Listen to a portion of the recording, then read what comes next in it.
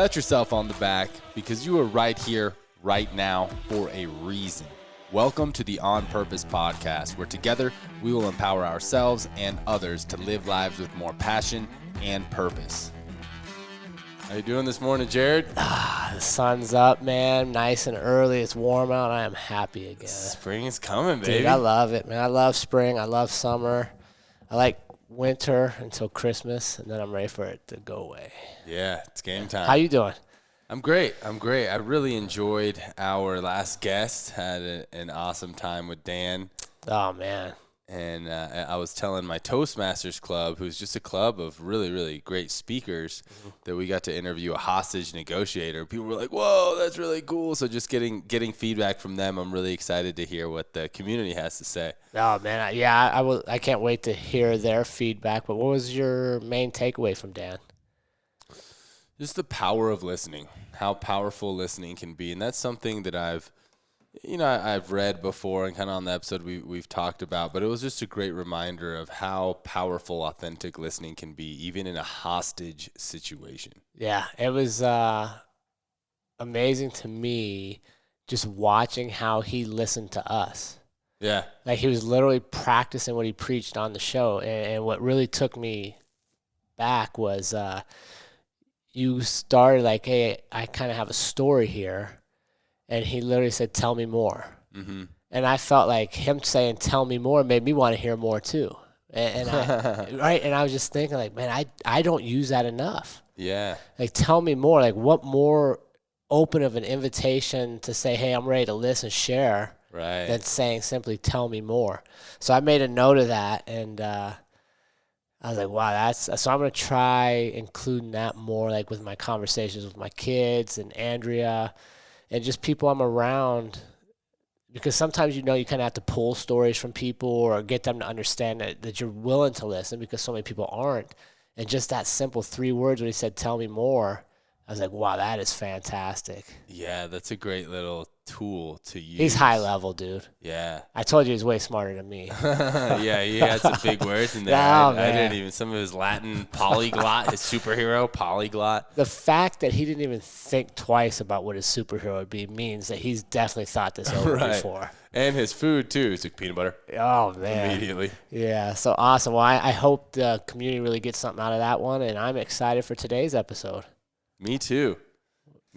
So we'll be bringing on Patrick Fitzgibbons here in a short while, and I'm excited.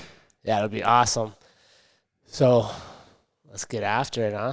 All right, let's do it. Let's bring him on. All right. All right, ladies and gentlemen, help me welcome Patrick Fitzgibbons. He is a retired police officer with 23 years of experience in various capacities. He's also the host of a top-rated podcast, CJEvolution.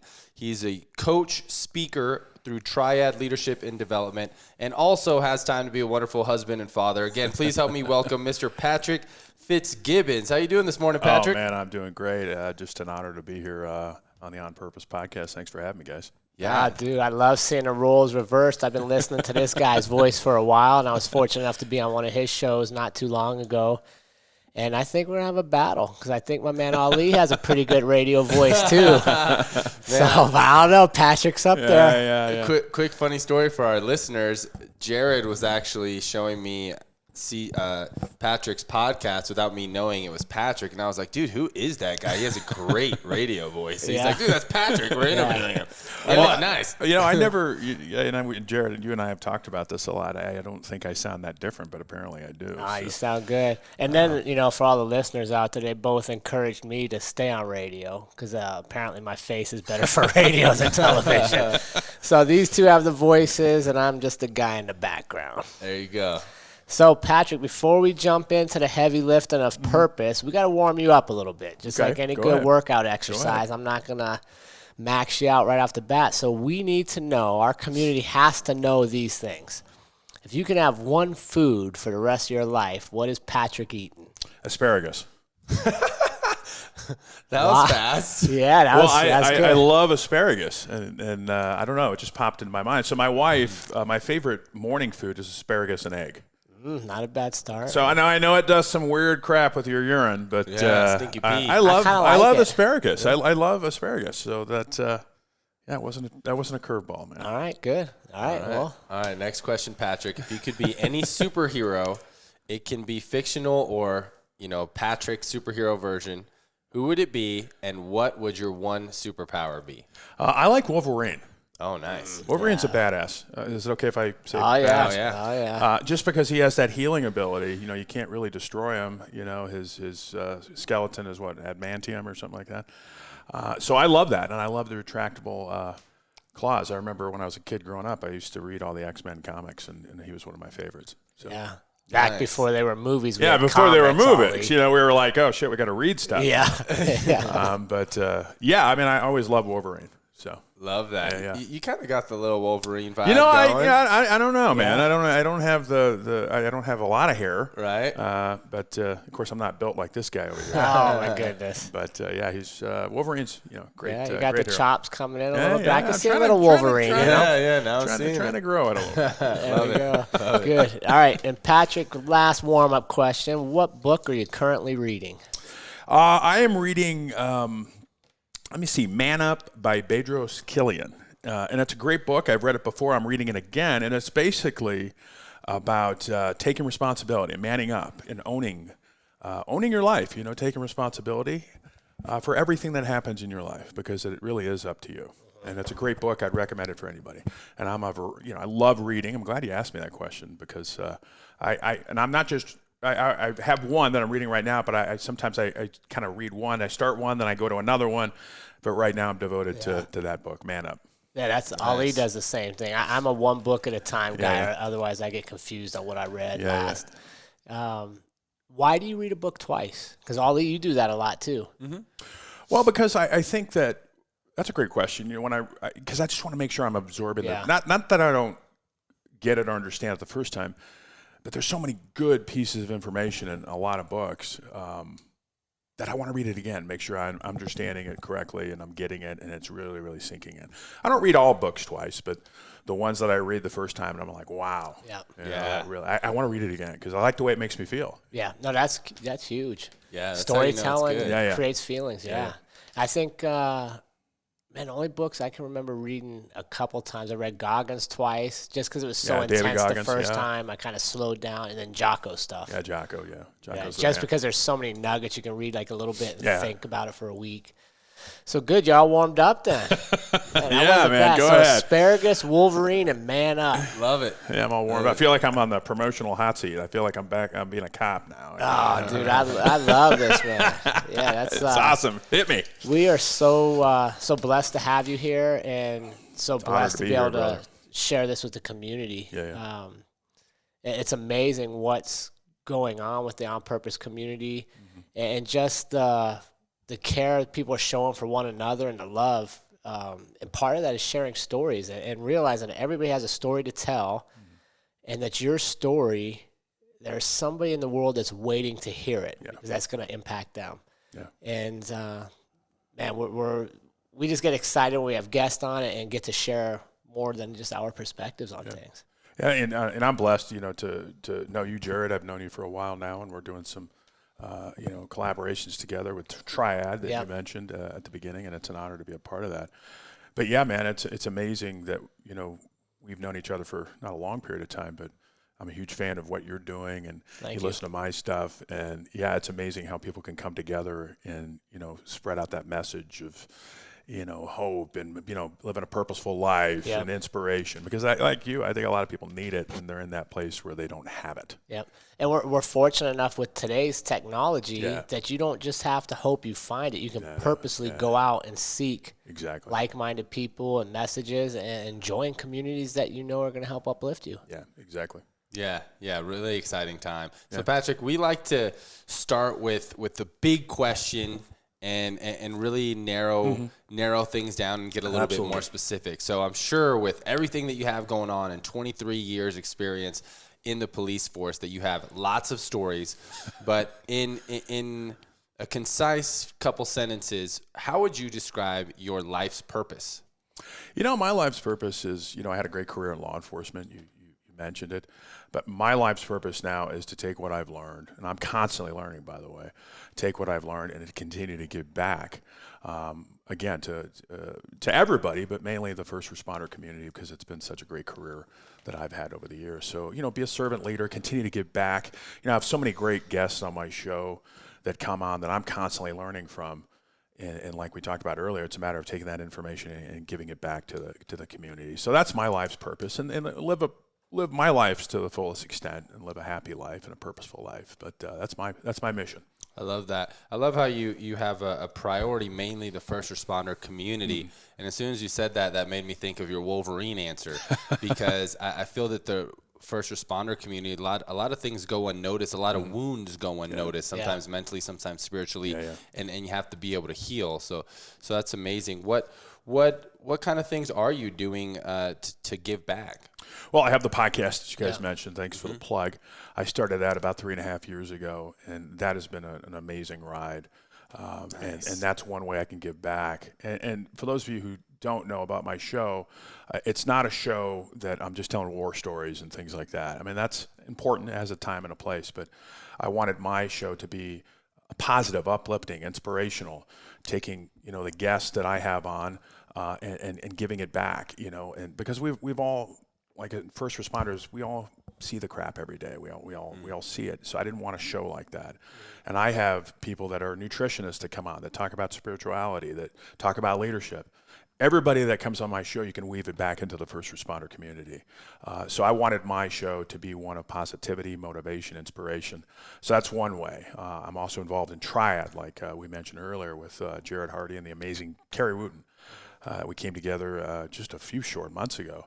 And it's a matter of going into the first responder community, whether it's sheriff, police, whatever, and talking about things that aren't talked about that much. We scratched the surface on this, with Triad, or with, some workshops that I've been to, but we're really digging deeper with Triad, building resiliency, talking about that mindset, getting rid of the mental blocks, and we give you the tools how to do it. So that's another way we're giving back. I wrote a book, Evolve, which is a little micro book that I wanted to give back to the first responder community. Talks about my life a little bit and the experiences I had.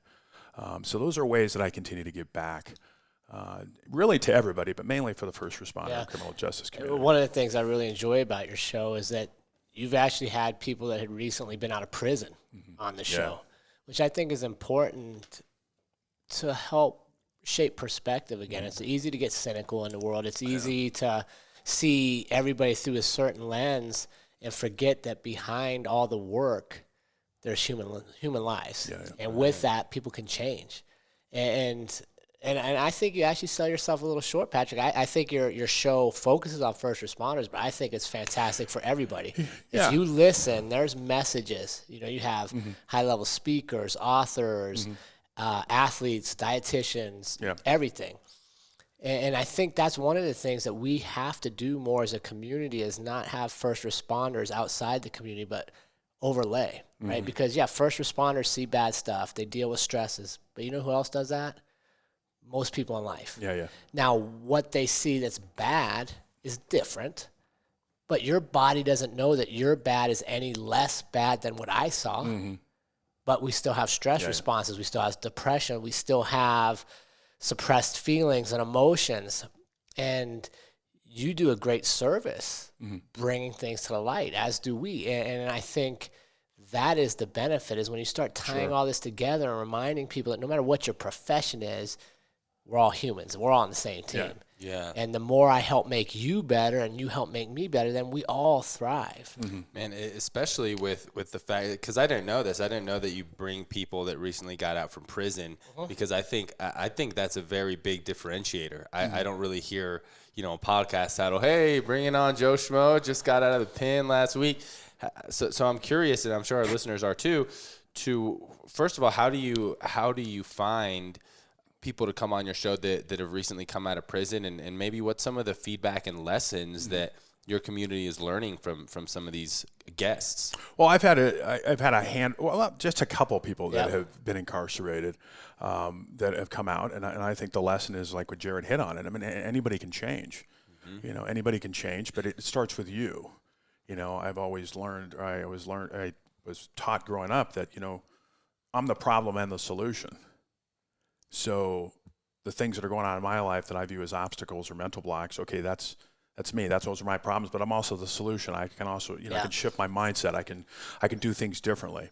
So getting back to some of the people I've had Joe Buckner on. I've had a couple other people that were incarcerated. And the way I find them is simple: research. Get on web, get on the line. Get online. I do a lot of my research through LinkedIn. But I love hearing those different perspectives, because as first responders, we are programmed. At least I was from a very young age in my law enforcement career. Like, if you're not one of us, you're one of them. And then when I started to grow in my career and started maturing and started hanging around other people that weren't in law enforcement, that's when my mind kind of shifted. And I realized that, most people out there are good people. Oh, the overwhelming majority are good people. But law enforcement first responders deal with that certain percentage, 10% or whatever. So it kind of skews your reality.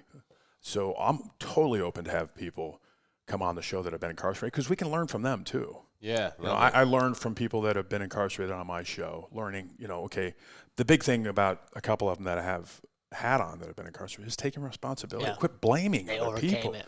Yeah, own it, and I think that's a hang up with a lot of people. Yeah. That they don't own and it. not just committing crimes. Yeah, it's but anything. in your own life. Yeah, You're not happy in your life. Take responsibility for it. You're unhappy in relationships. Yeah. What are you contributing to this? Yeah, own it. Right.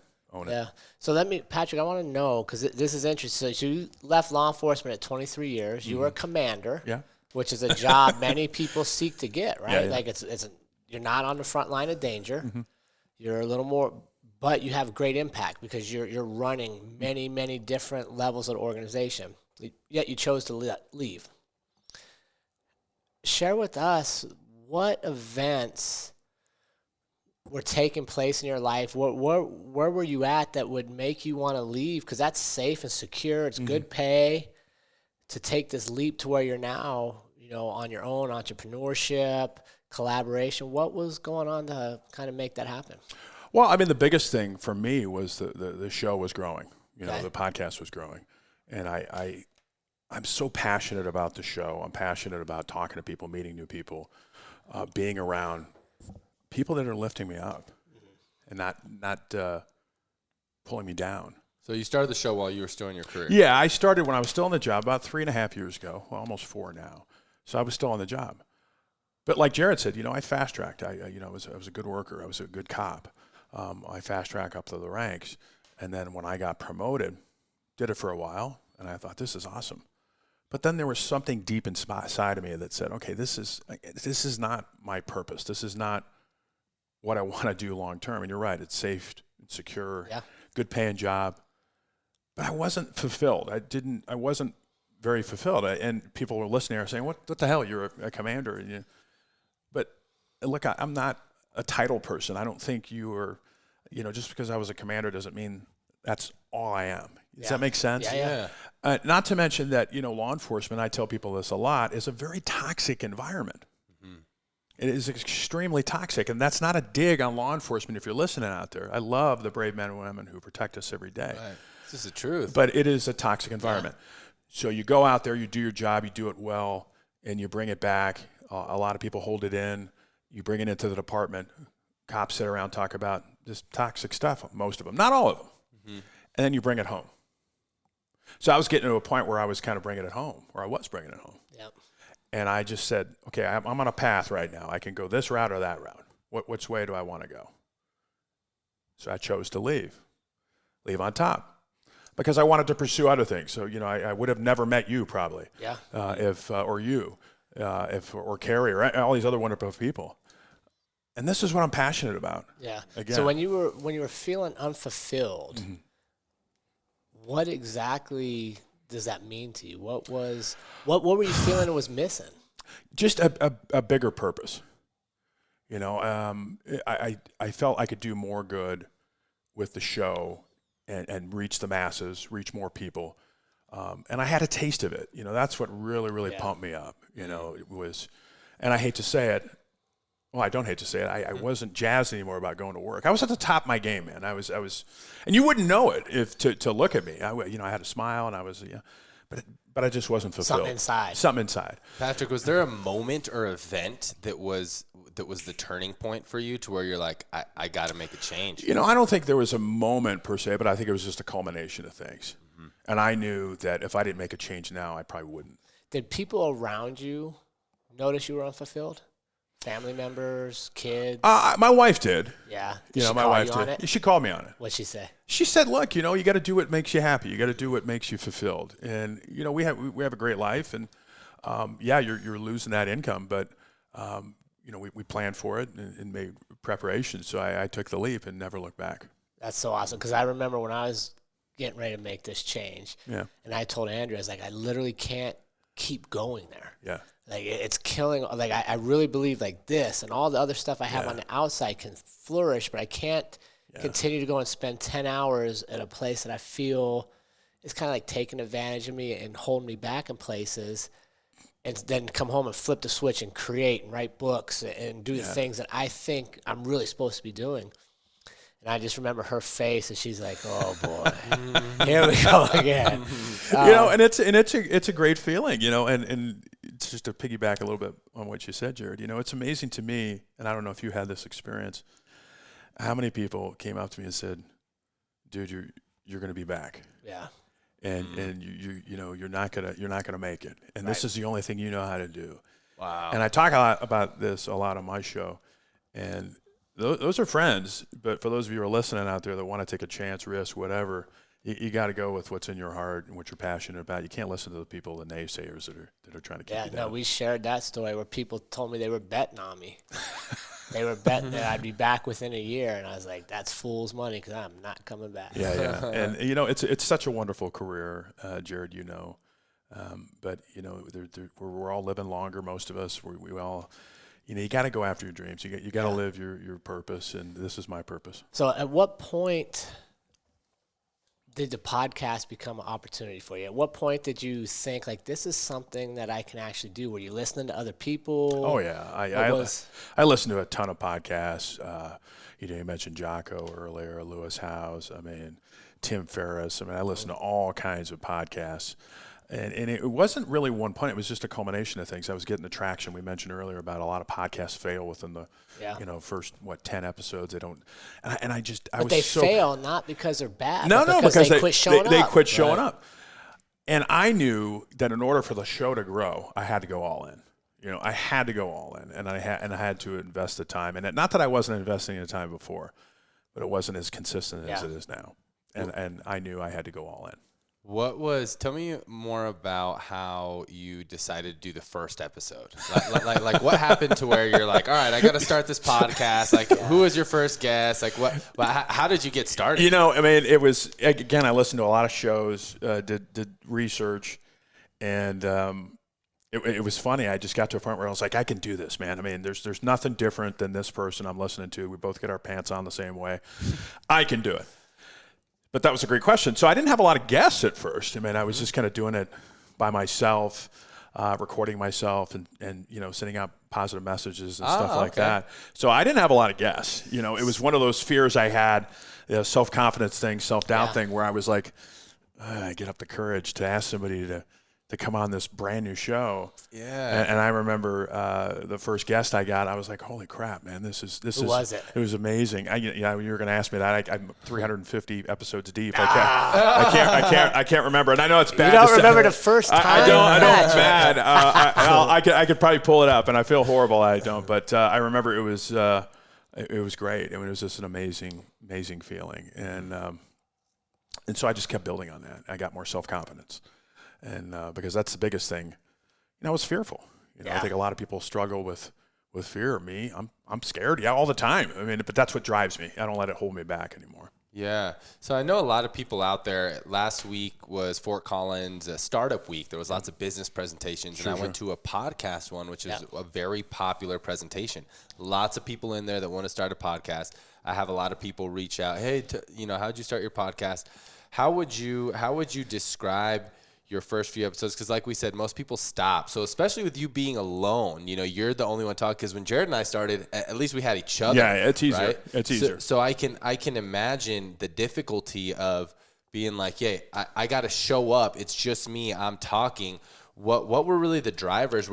Did you have people that were like, hey, Patrick, like, you should do a podcast. This is great. Did you have any support, or were you just, Wolverine that driven? No, like, I was just focused. I mean, I didn't have a lot of support. As a matter of fact, for a while, I didn't tell people I had a podcast. Oh, dude, that's so common. You know why? Because I didn't want people to judge me. 100%. I didn't want people to say, "Oh shit, that's awful. You suck." Yeah. So I didn't tell people initially that I had a show, and then I was just focused, man, like a laser beam. And I was like, okay, I'm going to do this, and work on sound and all this other stuff. And then I just kept going and going. And then once I started getting those guests line up, and then it was just, it was easier and easier. And I still, I'm working on the show, trying to make it better. It's a constant process. I think that is so huge for our listeners out there, because I've been guilty of it. I'm guessing you have too.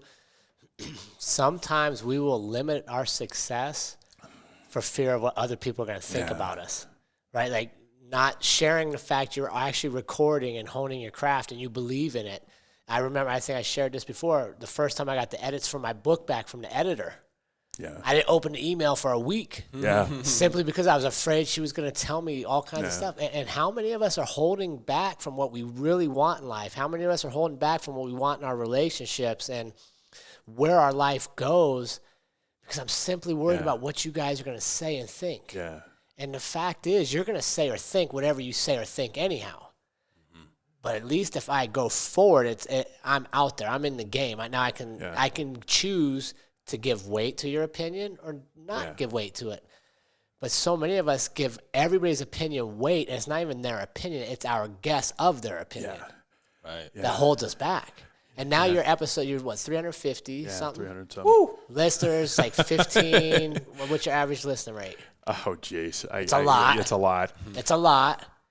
And if you would have stayed in fear, think of how many people would have missed out on those messages. Yeah. Right? But people do it every day. We do that to ourselves every day. And it's so debilitating. And I think of it as, see, we have kids. You have kids. You have kids. So Jared and I have kids. He's basically like another one. So you're not a kid. But I think about a toddler. Yeah, man. I remember when my kids were just toddlers. Toddlers are fearless. Love it. Yeah. They don't care what other people think. They will keep trying and trying and trying until they accomplish it. Most of them. Yeah. It's not until we get conditioned and we get older and we're around people that say you can't do it, and you're going to fail, and we carry that. I know I did for many years because I was so afraid. Everything you want, like I say, is on the other side. Yeah.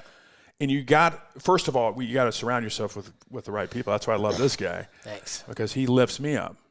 And I think that's a big part of it is you have to surround yourself with the people.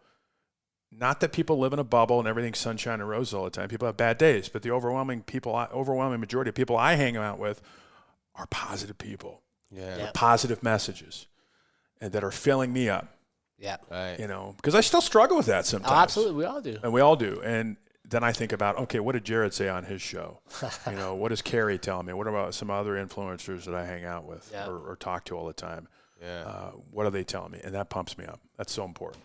Yeah, definitely, Patrick. So I want to take a different route, being on the subject of toddlers, because the fact that you made this leap and made this jump, you were valuing your opinion the most. I'm not hearing, hey, my buddy or my wife or anyone was pushing me, and that's something very unique in today's world. Usually it takes someone, someone gave you the idea of a podcast, and you came to me, and it culminates, and you need extra energies. But it sounds that you really believed in what you could bring to the world, and you just executed, which is amazing. So good on you. So I'm curious, bringing it back to the toddlers, tell us a little bit about young Patrick, your journey to becoming a cop. What made you want to become a cop? And then maybe in your career, stories, things, challenges that made you start having those thoughts of, I have stories, I can give something to the world. I'm really curious to know a little bit about the young Patrick story. There's a lot there. So I grew up, I was a military brat. Okay. So my dad was in the military.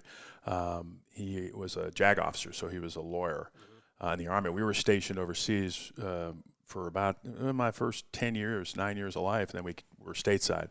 My dad got stationed in Colorado. So I was a military brat for a while. Grew up, middle class home, great mom, great dad. As I grew up, I had uncles that were police officers, so I was surrounded a lot by first responders. My mom was a nurse, so she gave back too. So there was a point where I obviously graduated high school. I didn't want to go to school right away because I didn't think college was for me. So I did some odd jobs and then joined the military at 21. Was jumping out of perfectly good airplanes down at Fort Bragg with 82nd for a while. Did that for about 4 years. During that time, well, let me back up. I got married before I went in. I never forget my wife and I got married. My ex-wife and I got married, and I joined the military all in 1 week. Oh, wow. So 21, got married, joined the military. and able to drink. That's a big deal. And a lot of that was due to I grew up in a military family. Yeah. My dad was military, so he had a big influence on me. So did the Army thing for 4 years, got out. When I was in, I knew I wanted to continue to serve, not in the military capacity, but I wanted to get into law enforcement. Came back to Colorado with my wife, or ex-wife, and baby in tow, my daughter, who's now 25, and got into a police academy in Denver. And the rest is history. Applied, got the first job in law enforcement I applied to down in southeastern Colorado. So I was down there for about 10 years. And then came up to the Front Range and retired with Louisville PD. Now, during that period, I was married for 20 years before. And I talk about this in my book. Ended in divorce. My ex-wife and I have a great relationship now. But that goes back into the nature of law enforcement, the toxicity. My ex-wife was in parole, so she saw the end of it. I saw the beginning of it. She saw people getting out of prison. So we saw a lot of the same stuff, or some of the same stuff. Yeah. And it was kind of a toxic kind of complaining all the time, the world sucks, and all this other stuff. So, and it ended in divorce, which was horrible. I don't think people get married with divorce and in mind. Yeah. Right. So that changed me. That was a big point in my life where I said, that was a catalyst for me where I said, I got to quit blaming people for everything. Yeah. I got to quit blaming, because I blame my ex-wife where you don't understand and all this other stuff. And so that was a pivotal point in my life where it kind of changed things for me. And met my new wife, Jennifer. Jared's met her. Wonderful woman. Had nothing to do with law enforcement, has nothing to do with criminal justice. That wasn't by design, that's just how it is. And she really kind of got me on the path of, look, you have the control, you have the power, you need to shift your mindset. And that was pivotal for me. There's a lot. You asked me, what was the other stuff? Really how you got to where you are now from there. Yeah, so, I've been with my current wife for about 10 years now, and she's just been a wonderful woman. And so she was a big influence, or still is a big influence on me and my mindset and cultivating that. And so, like I said, about 3.5 years ago, I was driving around listening to a show, and I said, hey, man, I can do that. I can do that. And just laser focused and jumped into it, both feet. And it's been peaks and valleys, but overwhelmingly it's been a success, and I've enjoyed it. And again, great guests and great content, and I'm loving it, man. Loving life. Yeah. Good. Too much. Is that too much? No, definitely. We're digging deeper here. So one of the biggest lessons that I'm hearing is the lesson of true ownership. Yeah, exactly. And responsibility. And I think that's one of the most important ones. There's an awesome Chinese proverb. I forgot how it goes, but it was when I was in college when I feel that it was a really good lesson for me.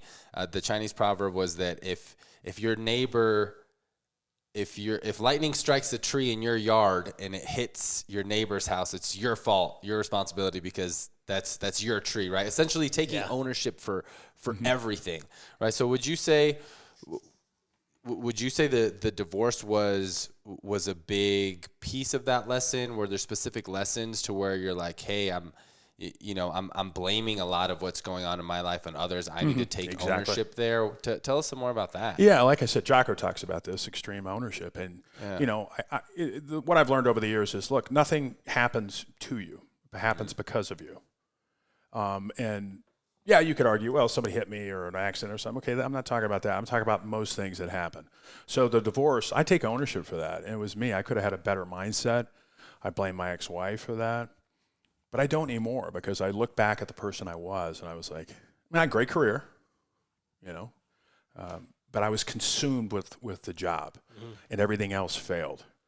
You know, I wasn't spending time with my kids, you know, who are older now. Yeah. I lost that time because I was signing up for every bit of extra duty that, you know, raising a family. We needed the money. But again, I'm losing that time, losing that, you know, relationship with my ex-wife. Yeah, and those are the things that matter in life. It's not, you gotta pay the bills. I totally get it. For those people, oh, you know, I got bills. I get that. But at the expense of what? Yeah. Right. So change your life. You know, if you got to go to work because you have all this debt, then do stuff to mitigate that. You don't need that new car. You don't need that new watch. You don't need that whatever. You have the power. So it's a matter of taking ownership of all that. And that's what I did. And how much would you say not having healthy outlets in your career, right? Maybe not processing things, keeping things bottled up, affected the relationships at home and stuff? Oh, it's huge. Yeah. I know for me, I can't speak for. I think it is for most law enforcement. For other people, but it was huge. You know, and it goes back to that mindset, Jared. It's like, well, how would you understand what I'm going through because I'm a cop and you're not? You don't see what I see. Right. I mean, I had that mentality, and you're right. Everybody, this affects everybody. Everybody out there, whether you're a cop or not, deals with stuff. But first responders are a little unique because we live in an isolated kind of community, you know. And I had that mindset where everybody's out there as a criminal. It wasn't until I met my wife, Jennifer, who said, look, you know, most people out there are good people. And I remember when we first started dating, she was like, come on, man, let's go out and meet some of my friends. I was like, I'm not going out and meeting some of your damn friends. Why would I? Yeah. And it took a while, and she wore me down until I started going out, and I started meeting people, and I started saying, oh, my God, this is amazing. This is wonderful. This person out there doesn't want to kill me. He's not a criminal. I mean, he's actually a good person. Yeah. Those were all such pivotal points in my life. And that's what, and to go back to your question, why did I get out of law enforcement? That was a big reason. Yeah. Because I didn't want to stay in that environment. And again, for those of you listening, this is not a dig. I'm not trying to, but those of you in law enforcement know exactly what I mean.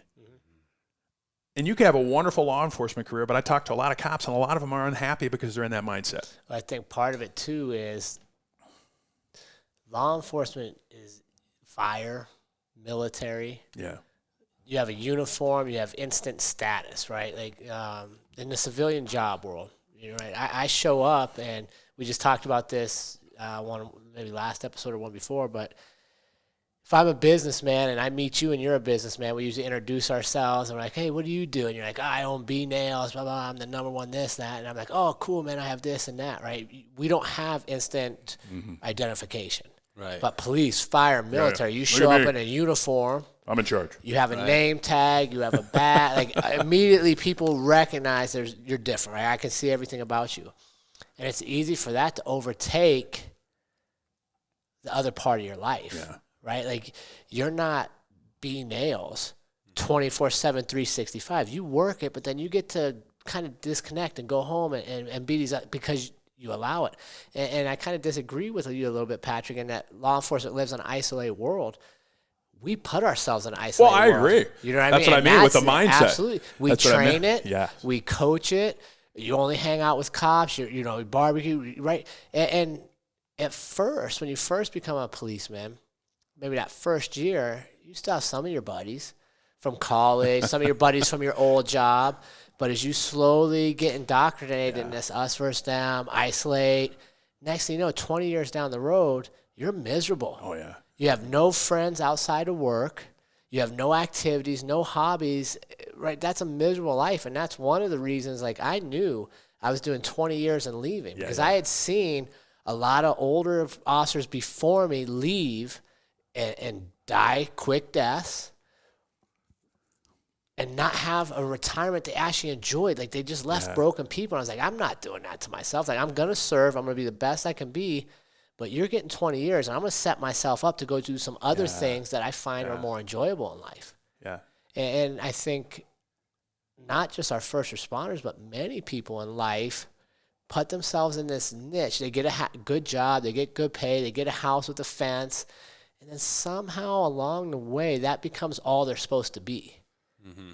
but deep inside they knew there was this thing they wanted to do or this thing they should be doing. But it's scary. Yeah. It's fearful. It's not as comfortable. And we settle into this life. Especially when you have that mindset, which you actually made me aware of, Jared. You gave me a huge realization. One of our earliest episodes, Jared had said, well, think about it, Ali. As a police officer, our job is to look for the bad in everyone. We're looking for whoever's doing crime. So that type of mentality, if it sticks with you in the real world and you think everyone's out to get you, everyone has criminal, I can only imagine how much scarier it is for somebody in law enforcement to make that entrepreneurial jump than it is for somebody in the regular corporate world, because your job literally is to look for the bad. Yeah, and I agree. I mean, it's and that's the mindset. You're right, Jerry. We put ourselves. No, we do. Nobody else puts you there. Nobody else puts ourselves in there, and that's part of that conditioning. That first responders go through. But I'm a firm believer, and I know, Jared, you believe this, and Ali, you probably do too. I mean, you are who you surround yourself with. Yeah. It's like you're growing up. You got kids. Or don't hang out with those kids. Well, there's a reason why, because you're going to be like those kids. Yeah. And so I knew. Like I could keep going, like Jared said, I could keep going and be miserable probably, because that's my choice. Yeah. But that's the environment. Or I can take a leap and I can do what most don't and take a chance. And I chose that. Yeah. And I'm much happier. Yeah. Yeah. And again, I think so much of it is who you are surrounding yourself with, your 5 or whoever, 4 or 10, whatever. Who's your tribe? Who's your group? Because those are going to really be pivotal in your life, and those are going to help you. And I'd rather fail going forward than fail standing still. Yeah. Because at least you're gaining ground going forward. Or even if you don't gain ground, you learn a lesson. Yeah, you learn a lesson. And now you reapply it and you go, and now you get the ground back. Yeah, exactly. Yeah, which I think is a great segue, Patrick, into one of the things I'm excited to watch you adventure out on. You've recently launched your Evolve coaching program. Yeah. And specifically for our first responder audience, you're helping them set themselves up to transition. Yeah. Because I think that is a scary thing for people, military, law enforcement, fire, that 20 years in, but I want to do something else, so how do I do it? So give us a little insight on what could people expect for these coaching sessions with you, and why should they hire you as a coach? Well, Evolve is an acronym. Yep. And Evolve is E. First is elevate your thinking. We've been talking about mindset. So I talk about that with my clients. I was like, okay, you need to get out of that mindset that is holding you back. So that's E, and I'll give you the quick version. E is elevate. So elevate your mindset. V is visualization. I think so much that we want in life is you have to visualize it. Everything we see in this room, cars, you, or the table, everything started with a vision. So if you want that better life, if you want to write that book, if you want to start that security business on the side, you got to visualize it. And there's science behind this. If you don't believe me, there is. Others. We talked about it. I teach people, okay, who is your tribe? Write down the top 10 people you're associating with. Okay, who is toxic? Because there's toxic people out there. Right. We talk about it. Those people aren't serving you. And most people that are telling you can't do it are people who have tried and failed, and they're putting those insecurities onto you. So that's O. L, I think one of the most important is love your life. First responders are so good at taking care of other people and loving other people and serving, but they don't have a good grasp of what's going on in their own life. Or that maybe they don't love themselves. Look, if you want to take care of everybody, if you want to have a loving relationship with your spouse, you got to love yourself first. And some people say, well, it's narcissistic. BS, it's not narcissist. Look, you got to be passionate about loving yourself. There's a big difference between being a narcissist and loving and caring about yourself. For sure. So that's L. V is victorious. You celebrate those small victories every day that you're doing. Especially first responders, man. You're out there busting your ass, serving the community. Celebrate those small victories. The problem with law enforcement and most jobs is nobody commends you or says you're doing a good job. It's when you do something bad and then people are saying, oh, you screwed up. And E, every day, show up, be your best. So that's the premise behind my coaching.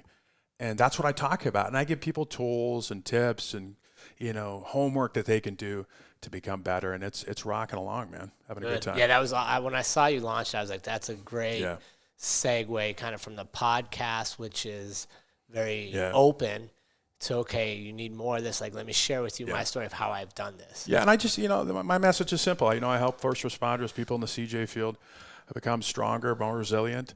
I kind of like some of the same stuff we're talking about with Triad, man. It's all the same stuff. Yeah. And people need to hear about this. But you're right, Jared. It's not just for law enforcement, not just for criminal justice. Whatever you're doing out there, this is applicable to you. Yeah. Now I love that. Evolve. That sounds like that'd be some fun workshops and homework. I really love the fact that you talk about loving yourself in there. I feel like that's a component that is missing from a lot of personal development and coaching material and content that is out there. But I think it's so important because we can only love others to the capacity that we love ourselves. Yeah. Right. We talked about we don't talk a lot about that, man. Mm-hmm. And I talk to a lot of people, and I was one of those people where I for a long time I didn't, not that I was, suicidal or anything, but I wasn't happy. I wasn't fulfilled. 100% agree. I was like, oh my God, I don't like what I'm, becoming. And it all within my control. Yep. But I didn't love myself. By your environment. Yeah, yes, exactly. It is in your control, but also if I can only control so much. Yeah. If I go to work every day and I'm around 5 people that see the worst in everything, that bitch, complain, moan, hate everything, like there's only so much of a force field I can put up to deflect that. A little bit still gets through. But you can control whether or not you go to work. You can leave. And ultimately, when I left, people were like, well, what are you going to, like, you got all this stuff, like, what's your goal with that? And I told Andrea when I left, I was like, hey, here's kind of what we're doing now. I don't know that in 5 years any of these are providing for our life. Like I feel like by taking that leap, you're going to be open and attract other things. I wouldn't have met you. We wouldn't be doing this if I was still there. Because I wasn't searching for a thing. I was wanting to be happy. Yeah. Period. Yep. I was looking to have happiness, and that was what was missing. And I think that's a huge, but that comes back to what we talked about. It's okay to love yourself. Yeah. It's okay to put yourself first, because I can't be the best husband to Andrea. I can't be the best dad to my kids. I can't be the best podcast partner, the best gym partner, the best leadership partner if I'm not doing what I'm supposed to do for me. Yeah. And that's unfortunately where a lot of people, they think, I got to give, and then they're dying, they're exhausted, they're unhealthy, they have disease, they have terrible habits to cope with the things they're not dealing with because they haven't stopped to love themselves. Right. Can we take a minute to talk about that for a second for our listeners? How do you start loving yourself?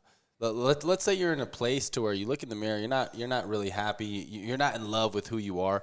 What do you think, Patrick, is a way that you start loving yourself? Well, for me, it was, okay, what am I? I think there's so many different components to this. Jared mentioned it. It's fitness is a big thing too. Look, if you're taking care of your body, it's going to release those endorphins. You're in better shape. You're eating correctly. It's going to improve your mood. It's going to improve your state of mind, your clarity, all that stuff. So that's a component. Another thing is, okay, what am I reading? Look, the average person out there doesn't even read a book, half a book a year. Wow. Read, consume books, consume things that are motivational, there's so many good things like Jocko and Lewis Howes and all these other books out there. Grab a book that's going to lift you up. So that's a part of it. Again, who you're surrounding yourself with is a big part of it. So, I took aspects of all that, all those, and I just started having that mind shift. And I was like, well, look, it's okay to love yourself. Again, it goes back into what we were talking about with first responders. They're so good at taking care of other people. Mm-hmm. But they're so bad, most of them, at taking care of themselves. But you can mitigate that. And again, it's a mind shift, man. It's where do you want to be? Like Jared said, he told, his wife, he said, okay, this is, do I want to keep on this path? Or do I want to go down this road, shift my mindset? It's a choice, people. You have the choice. Some things you don't have control over. A lot of things you do. Yeah. It's all up here, man. It's all in your mind. Mm-hmm. You can't, but getting back to love, it is so important that you love yourself. It is so important because, like you said, how can you love others? How can you serve, in the capacity you want to serve if you don't love yourself? And I will share with our community and with you, Patrick, that love is something I've learned a great deal from this man. He literally wakes up every day loving what the universe is giving him. Yeah. Gratitude. And honestly, how many times do you look and be like, man, I love you? Right? We don't tell men we love them. Why are we so why is that not good? It's an emotion we're supposed to have. It's one of the best feel-good emotions you have. Oh my God, yeah. Yet we hide it all the time because we have this idea that I'm weak if I say, man, I love you. I love what you bring to this. I love what you're giving to my life. But I'll tell you what, when I say, Patrick, I love what you bring to my life. I love getting to teach with you. I love sharing these stories. You feel love. You feel good. And now when you give yourself permission to love others, you're now open to receiving love. Oh, yeah. Right? And I know some people are like, oh, fuck, Jared's off in the woods. I'm telling you, it's true. Why do people come to me and say, dude, since you left law enforcement, you just seem lighter? I think you even mentioned it. Yeah. You just seem lighter. Well, why is it lighter? Well, I'm just around people that it's okay to be like, dude, I love you, man. I appreciate you. Thanks for doing what you're doing for my life. Oh, yeah. Which now opens me up to see other things. Instead of going through the day looking for who's doing bad, I'm looking for like, man, who can I love? Yeah. Who brings love into my life? Yeah, and it's starting that day, man, like you said. Yes. I start every day in gratitude. Before my feet even hit the floor, I'm saying, okay, I'm grateful. Yeah. I'm grateful, first of all, that I'm alive. I'm grateful for my loving wife. I'm grateful for the house. It's not about the things. No. It's the relationships in my life. Those are more important. But I'm grateful. And you're right. I mean, it's just that mind shift, man. I mean, because there's so many people out there that, again, I still have friends that just complain about everything, and they complain about, well, I didn't get promoted, didn't do this, and this. It's like, dude, what are you going to do? Again, taking responsibility. What are you going to do? Really quick, I had a buddy that called me up a couple of weeks ago. Before I retired, he didn't get promoted. I was sitting on the promotional board, and he didn't get promoted. So he called me, and he's been gone for like a year. And so he called me up and said, hey, man, I heard you retired. I was like, yeah. He's like, I got to ask you a question. Why didn't I get promoted? So he's been holding on to this shit for a year. Wow. And it's like everything we've been talking about, take ownership. All right? Take ownership of your life. Love your life. And everything's going to be fine, man. Yeah, you're going to have bad days, but so much is mindset and loving yourself and giving back. I love it. I mean, it's so important. It's great. It's great. Yeah, and it's just a blessing, and I'm thankful that I get to do this with you guys and with all the On Purpose community and just share that there's more in life. Yeah. You don't have to be scared to go after it, and you don't owe anybody an explanation for why you want more in life. I'm telling you, man, you don't quit living in fear, you know. Yep. Quit living the life you think people want you to live. Okay. And Yeah. As we wrap up, Patrick, where can people go to find more about you, your activities, and to keep up with everything that is Patrick? simple, CJEvolution.com is my website. All my socials linked up to that. And reach out to me. All my coaching, speaking, podcasts are all at that site, CJEvolution.com. Nice. We appreciate you being here, my friend. Anytime, I know, brother. The audience will get a lot out of this conversation, and Evolve, that's a good acronym. Love it. Yeah. Thanks, On brother. the love train after this one. All right. Thank you, Patrick, for You're being welcome, here. brother. Take care, guys. And remember, team, life is far too short to live any other way than on purpose. We will see you all again next week.